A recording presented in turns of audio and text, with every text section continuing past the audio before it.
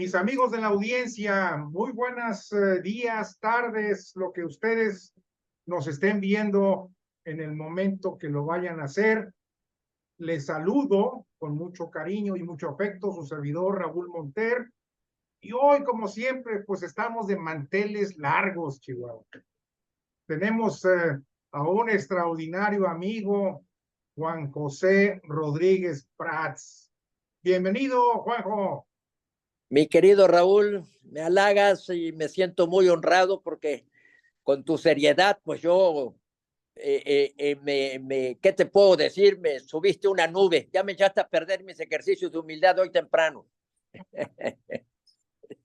Mira, eh, nomás para que se ubique la audiencia, bueno, ya te había entrevistado en alguna ocasión aquí por este mismo medio. Nomás quiero ubicar a la audiencia. Juan José Rodríguez Prats ha sido diputado local, diputado federal, funcionario público, pero sobre todo tiene una exquisita pluma. Y ustedes lo pueden leer, si mal no me acuerdo, en el Universal, Juan José. No, Excelsior los jueves. Excelsior, perdón, en Excelsior. ¿Y qué otros medios?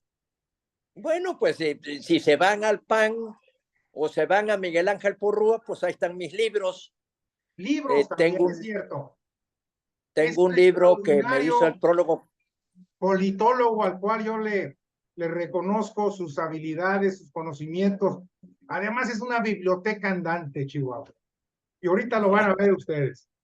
Juanjo, el interés de platicar contigo es el siguiente. Mira, ya concluyó esta primera etapa del Frente Amplio por México, en el cual, bien o mal, ya se tiene a lo que es la responsable de conducir el camino, en el camino del Frente Amplio por México, para ir construyendo todo lo que sería la estrategia, el andamiaje para llevar a cabo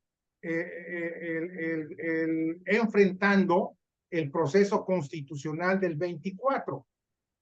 Es evidente que ella va a ser la candidata a la presidencia de la República, pero también dentro de los objetivos del Frente Amplio por México, en el cual están incluidos el PRI, el PAN, el PRD y una cantidad enorme de organizaciones de la sociedad civil. La siguiente etapa va a ser diseñar cuáles van a ser los métodos para elegir senadores, diputados federales. Y dependiendo del éxito de esto, es posible que alcance también el diseño del método de elección de candidatos a gobernadores.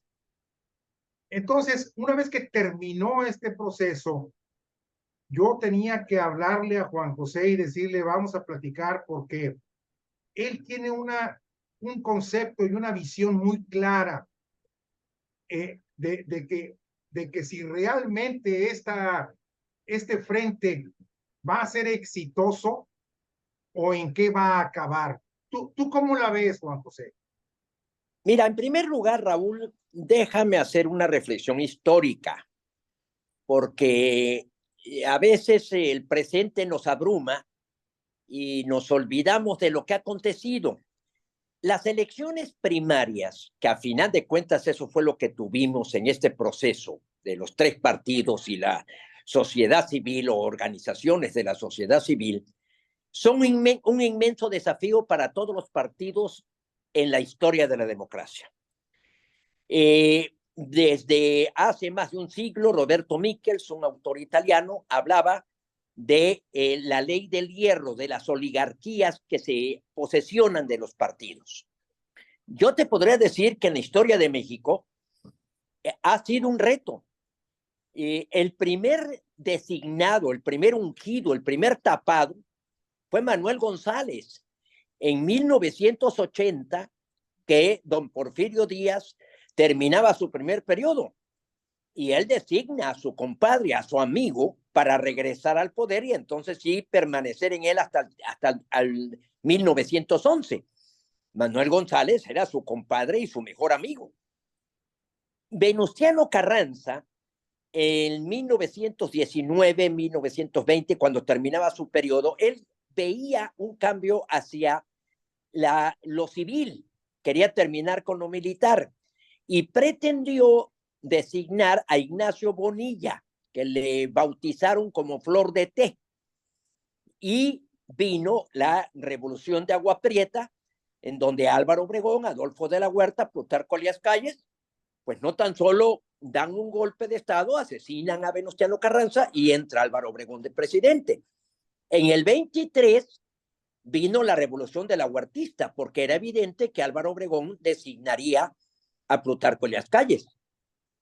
Plutarco Elías Calles, desde luego, le concede el poder porque regresa Álvaro Obregón y de ahí viene el asesinato de León Toral y viene un desajuste en el sistema político mexicano.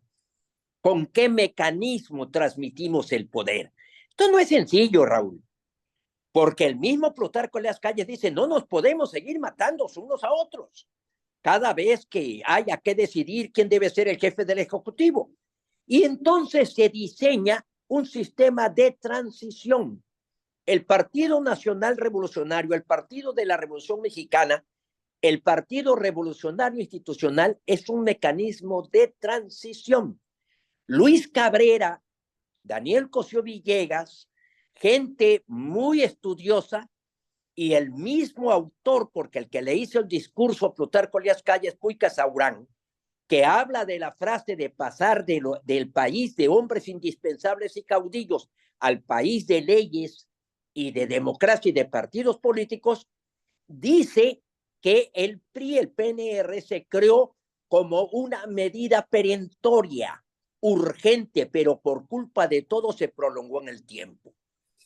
Hay que analizar cómo los presidentes designaron a sus sucesores, porque esta figura del tapado, de la que tanto se habla, y que el viejo PRI, no, había ciertas reglas que se empezaron a resquebrajar, que empezaron a debilitarse, y en el PRI se decía que las reglas más observadas eran las no escritas. Entonces, la disciplina que imponía el presidente y los secretarios de Estado que se prestaban a un proceso y al final de cuentas venía la designación y venía la cargada. Yo creo que el primer intento de contienda interna se da en la sucesión de Vicente Fox. Vicente Fox como candidato anunció en el 97 su candidatura, no hubo ninguna oposición en el PAN y llega a la presidencia. Pero en la sucesión, el PAN sí hizo un ejercicio en donde gana Felipe Calderón a Santiago Krill. Aquí se ha dicho algo que no es cierto. Vicente Fox no apoyó a Santiago Krill. Respetó al PAN, dejó que viniera ese juego interno y respetó. Felipe Calderón intentó dar el dedazo a favor de Ernesto Cordero, pero vino una reacción del PAN y sale Josefina Vázquez Mota. Ahí regresa el viejo PRI y viene Peña, que tampoco hubo un proceso interno, sino que fue tan avasalladora su campaña, presidiendo el Estado con el mayor padrón electoral, con muchos recursos, siendo además en su momento un candidato con cierto carisma, con cierto atractivo, y llega hasta el 18, en donde tampoco Andrés Manuel surge de un proceso interno. Andrés Manuel es el dueño de Morena y él sale como candidato. Entonces, todo este repaso es interesante porque por primera vez se hace un proceso que tuvo inmensas fallas, desde luego. En todas las democracias, cuando sale un candidato de un partido, sale con impugnaciones, sale con señalamientos internos. Pero la forma en que Xóchitl empezó a elaborar, a ir estructurando su campaña, yo diría que hasta por una serie de eventos fortuitos. Porque, por ejemplo, cuando ella va y toca la puerta, cuando va con el amparo para que el presidente le conceda el derecho de réplica, pues resulta que habérselo negado la proyectó. el propósito de ella era la jefatura de gobierno de la Ciudad de México. Y ahí es en donde empezó a surgir, porque a su vez de los candidatos que se habían inscrito, de los 13 candidatos, 12 candidatos, no se veía ninguna figura relevante que pudiera unificar y que pudiera ser competitiva. Claro, con las características de Xóchitl desde su origen, su formación, el hecho mismo de no estar militando en un partido, hace este proceso, casi te diría yo, milagroso. Y lo que hace 2 meses ni siquiera veíamos como posibilidad, hoy hay una real contienda. Después viene otro evento que yo no sé si alguien lo planeó, al cual yo le daría un gran abrazo, que fue el darle la respuesta o el posicionamiento del partido a Xóchitl el día del informe.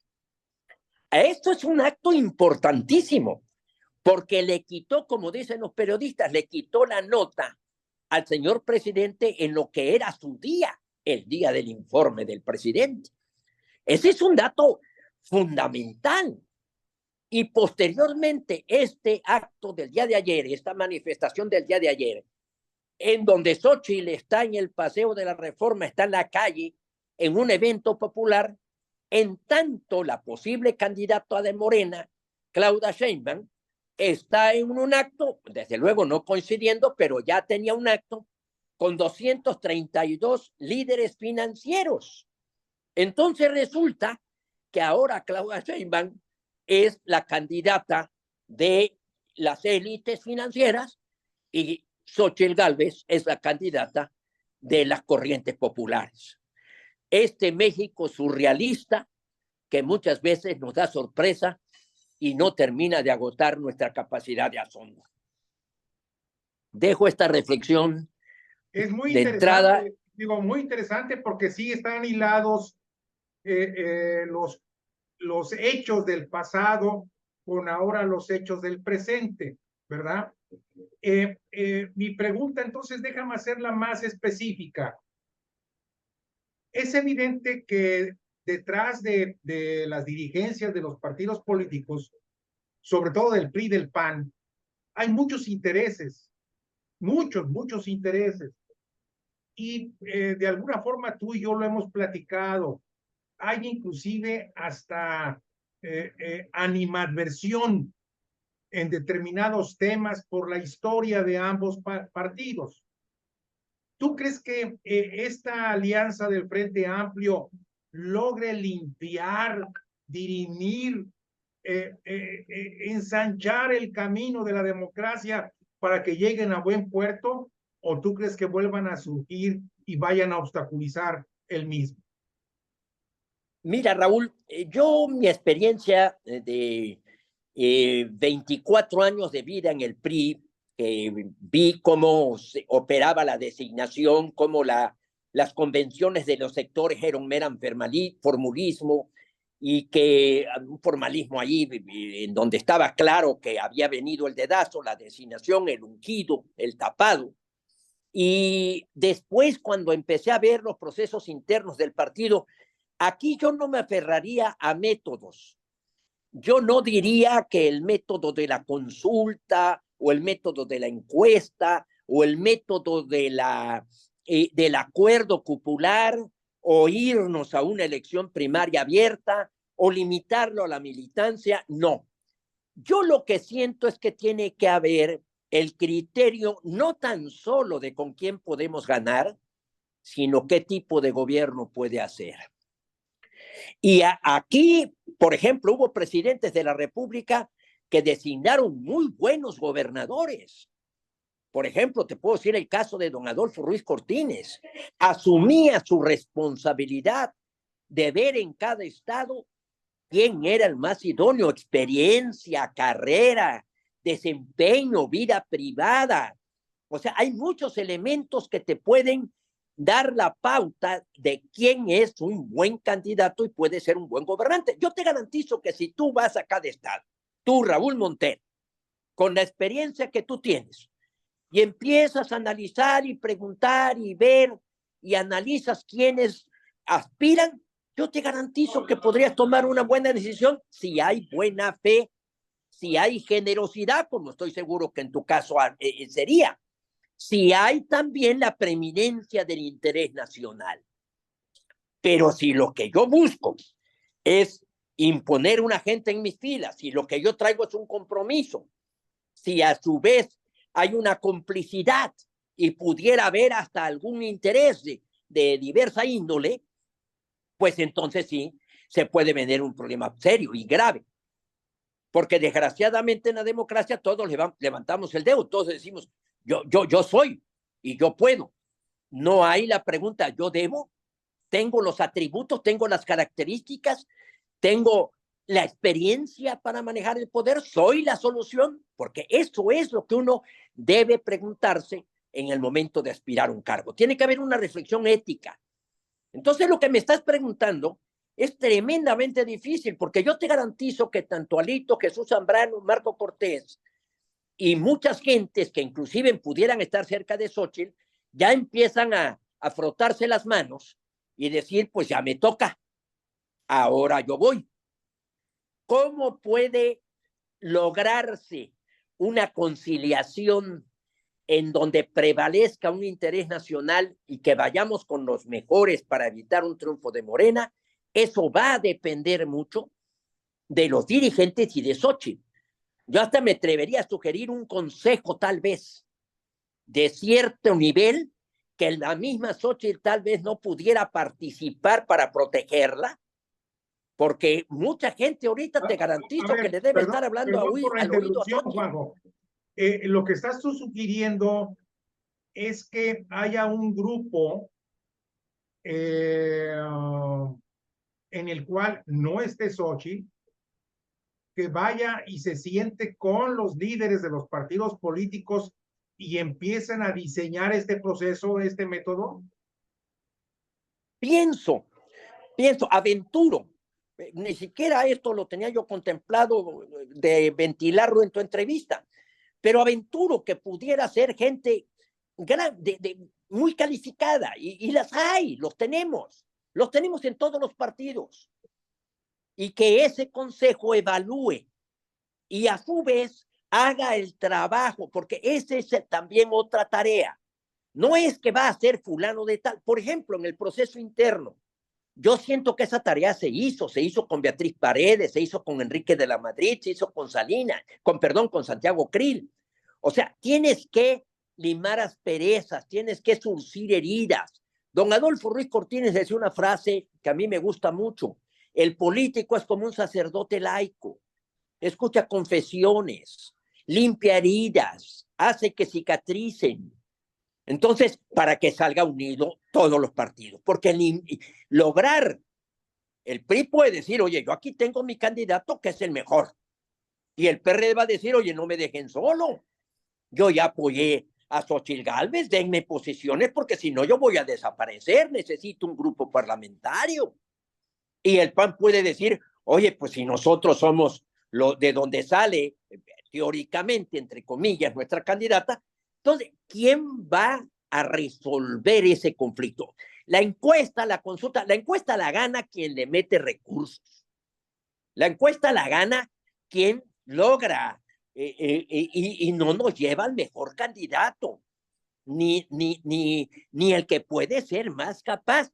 Cuando los partidos dicen con este gano, eso en la historia del PAN sucedió. O sea, tú y yo que hemos militado en el PAN, y tú con más experiencia inclusive, pues viste los tiempos en los que se iba a invitar a alguien y loco decía, yo no le entro a eso. Era una dificultad encontrar candidatos, porque las posibilidades del triunfo eran remotas. Pero ahorita que ya está al alcance, entonces resulta que vienen pues muchos candidatos. Ahí está el problema.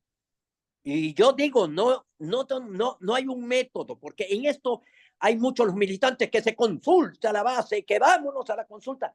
No hay un método, porque muchas veces en una consulta a la base, ¿quién gana? Quien tiene capacidad de transportar gente, de acarrear gente. Claro.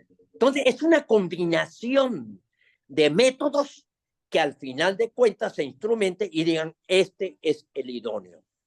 Y a lo mejor no está en ningún partido. A lo mejor se trata de un fulano que está en su casa. A lo mejor se trata de alguien que ni siquiera había participado en política. Entonces, ese trabajo, ¿quién lo debe hacer? Ahí yo creo que Xóchitl, y si su coordinador de campaña va a ser Santiago Krill, serían indispensables y proponer. Este trabajo el PAN lo ha hecho. Yo he formado parte de esos grupos. Claro, claro. Yo he formado parte de, por ejemplo, cuando se integraban los grupos parlamentarios, mandaban al Congreso gente que pudiera defender la tesis del partido. Ve el nivel que tiene hoy los congresos, porque no se está enviando gente con perfil parlamentario. Y una democracia sin auténtica vida parlamentaria es una democracia débil, es una democracia enferma. Evidentemente habría que matizar mucho este concepto para que no se malinterprete que un grupo de notables son los que van a escoger, ¿verdad? Sino sería un grupo parlamentario que diseñaría el método para elegir los posibles candidatos. Estás poniendo el dedo en la llaga, porque con toda certeza de la base, a la hora de formar ese consejo, ahí vendría esa crítica. Ya están los persinados, ya están los elegidos, ungidos, dando el dedazo. Pues sí, pero repito, habrá eventos, por ejemplo, en donde el consejo dijo, vamos a una consulta o vamos a una encuesta. O sea, el método para mí no es importante. Lo importante es la forma de conducirlo, la operación política, la buena fe, el poner por encima de los intereses partidistas los intereses nacionales, el interés nacional. Ese es el gran problema, y que lo entiendan los dirigentes. Yo te garantizo que ahorita Alito, Marco y Jesús Zambrano tienen compromisos. Claro. Ya han hecho acuerdos. Después viene otro problema al que nos podríamos llevar mucho tiempo, porque desde mi punto de vista ahí se hizo una maraña de la equidad de género. Cuando etiquetan un estado, aquí se tiene que postular mujer. Esa forma de estimular la participación femenil, para mí, no ha sido la más eficaz y ha provocado problemas muy graves. ¿Tú crees que el grupo que estuvo integrando o que fueron parte del comité organizador, en el cual tú has de recordar que estuvo integrado por 6 expertos en elecciones, como es el caso de Arturo Sánchez, de Marco Antonio Baños, de Alejandra Latapí y varios más? Y junto con este grupo estaba un representante de cada partido, ¿verdad? PRI, PAN, PRD, y además un representante de cada una de las organizaciones de la sociedad, dándole mayoría de voto a las organizaciones de la sociedad, con el propósito, digamos, de hacer contrapeso con los partidos políticos. Y de acuerdo a lo que yo pude observar y lo que estuve platicando con algunos de ellos, esta conformación, esta estructura abrió la esclusa, la puerta que tú acabas de describir, porque ellos la visión de país, del bien común, del beneficio nacional, la elevaron. Y eso permitió todos los acuerdos que se hicieron en esta primera etapa. ¿Tú crees que esta pudiera ser, digamos, el inicio de una conversación así? Mira, pudieran ser, y aquí tendremos que irnos a individualmente el análisis, porque ya no es lo mismo la cuestión del proceso electoral. Tú me estás mencionando a muchos expertos en lo electoral. Claro, claro. No, aquí tendríamos que hablar de análisis de personalidades para el cargo. Son dos cosas diferentes, pero yo no descartaría que pudiera integrarse. Tampoco puede ser un grupo muy numeroso. Yo creo que debe ser un número Eran entre 11. 5 y 10. Eran ¿Mande? 11 personas, 11 personas. Yo creo que este órgano, yo me permitiría entre 5 y 10. 11 está bien. 11 está bien. Tendría que ser impar para que no se provocara ahí el empate. Pudiera ser, no lo descarto, pero lo más importante es que vayan de buena fe. A mí la palabra que más me agrada en el español es benevolente, buena voluntad. Porque si no hay eso, si yo voy y ya me cayó bien o eso es por desgracia lo que ha sucedido en México. O sea, por ejemplo, la figura del delegado en el PRI. La figura del delegado en el PRI era importantísima.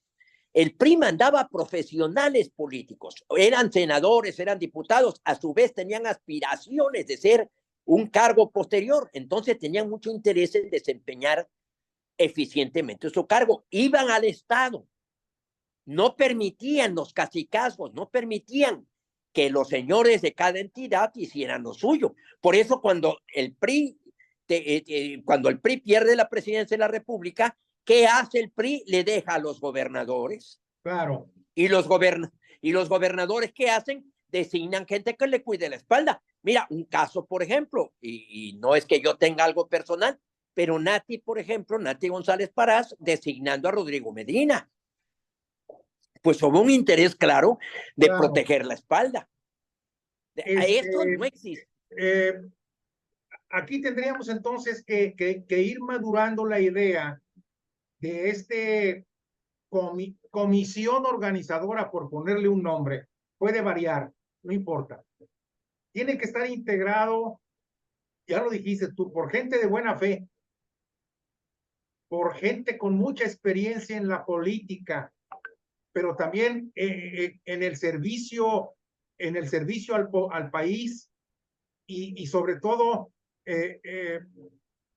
la verdad que no sé cómo decirlo, pero lo primero que me viene a la mente, gente honesta, gente honesta desde el punto de vista intelectual, gente que tenga un nivel ya probado, ¿verdad? Ya Y que tenga comprobado. peso y autoridad, porque también que tenga prestigio. Autoridad moral, exacto. Que tenga prestigio para que se vea que emana una decisión, porque, por ejemplo, ahorita en Morena, que puede salir con dificultades en las entidades, pero obviamente el que decide es Andrés Manuel. Eso no hay duda. Claro. Ahora, aquí ¿qué va a pasar? Aquí, ¿quién va a decidir? ¿Le vas a dejar esa responsabilidad a Xochitl? ¿La vas a desgastar? ¿La vas a meter en un conflicto? Y es muy probable que Xochitl empiece a entrar en problemas con los presidentes de partido. ¿Por qué estás designando un priista? ¿Por qué estás designando un panista? Hoy aquí me toca a mí, hoy acá toca mujer, acá toca hombre. Entonces, en este órgano, que te repito, yo creo, o sea, estamos poniendo tal vez demasiado atención en cómo integrarlo. Desde luego que hay criterios y desde luego que hay gente calificada que lo puede hacer. O sea, afortunadamente, con todo y que somos muy exigentes en la buena fe, en la buena voluntad, en la honestidad, en el prestigio, las hay. Tan es así que ahí está ese grupo que se formó y cumplió. Bueno, pensemos en principio en repetir ese grupo. Y si ellos están dispuestos, porque ya aquí ya la cosa es un poco más complicada. No, claro, no. Esta va a ser para mí la etapa, yo le he llamado, no trato de ofender, ni trato de hacer una alusión a nadie, pero para mí esta etapa es el lugar del parto. Sí. Es donde se va a llevar a cabo el parto. Y hay que cuidarlo, hay que diseñarlo de tal forma de que no tenga bichos, de que no esté contaminado, de que no se vaya a presentar un virus. O sea, tiene que ser un espacio. En primer lugar tienes que precisar si es un pasto natural o requiere cesárea. Por ahí tienes que comenzar. A ver, ¿cómo dijiste? Que lo primero que tienes que precisar, si va a ser un parto natural, o sea, un candidato natural que te surja, o requiere cesárea. Utilizando los términos médicos. Sí, sí, sí, sí, pero es que tiene que ser algo ahí tienes que, transparente. Y después también algo muy importante, Raúl, reunir a los posibles candidatos y que se sujeten, que hagan ese compromiso.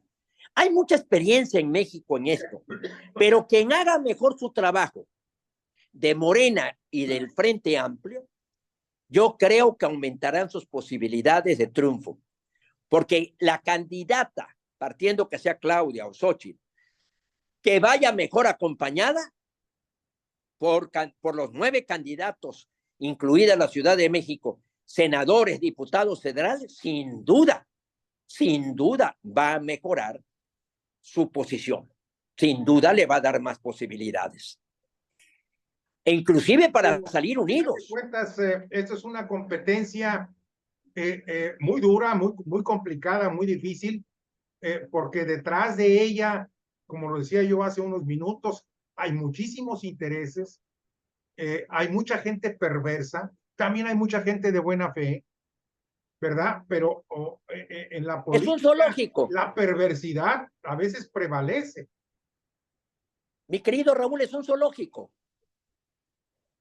Abres las jaulas de un zoológico.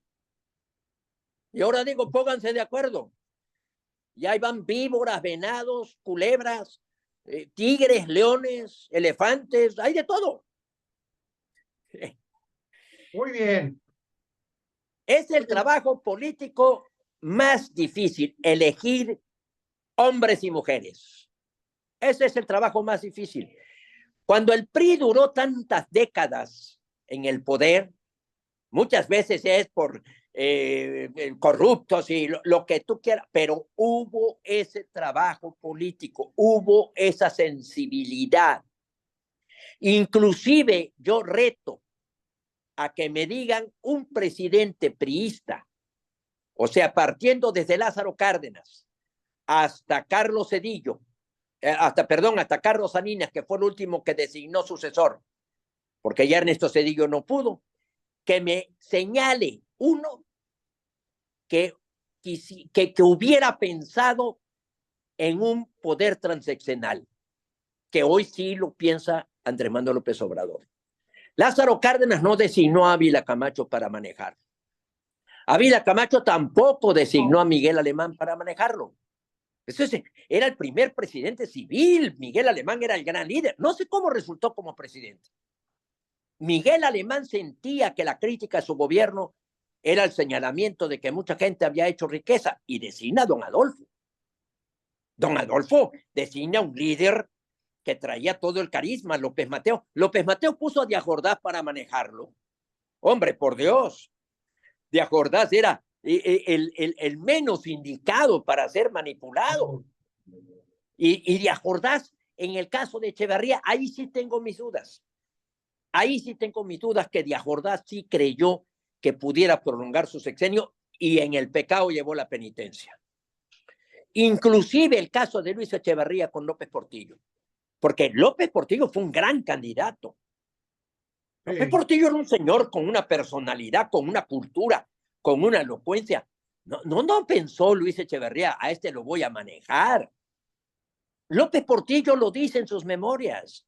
Miguel de la Madrid no era de sus más próximos. Miguel de la Madrid puso a Salinas para manejarlo.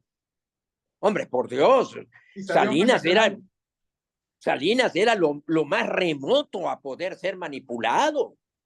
Y había el respeto, o sea, el presidente designaba y se retraía. Entonces, por eso tenemos que juzgar el pasado con mucha delicadeza. A mí me molesta mucho, además, como soy conservador, así lo escribí, porque a mí me molesta mucho esa cuestión de querer inventar México. Cada generación quiere inventar México, la cuarta transformación. Además, como la frase que más gusta en una campaña es cambio, conmigo viene el cambio, y la gente de alguna forma está inconforme, pues con este cambio, con este me voy. Pero no te define qué cambio, hacia dónde. Hay una frase que a mí me encanta, es enorme, de Antonio Caso: No se cambia lo que no se reemplaza, no se destruye lo que no se reemplaza.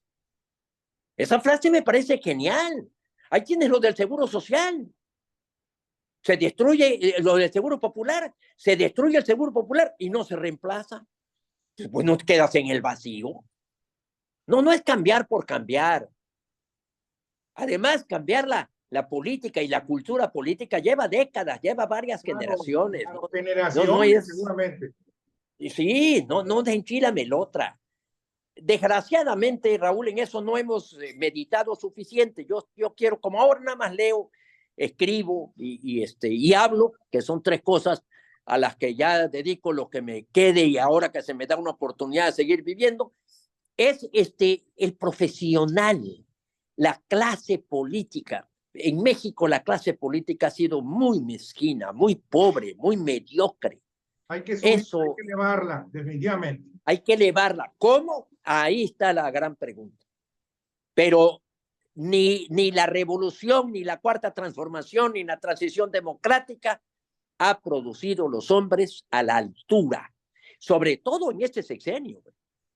Este sexenio, yo te invito y también puedes agarrar este grupo de secretarios y de funcionarios designados por el presidente López Obrador y compáralo con cualquier sexenio priista.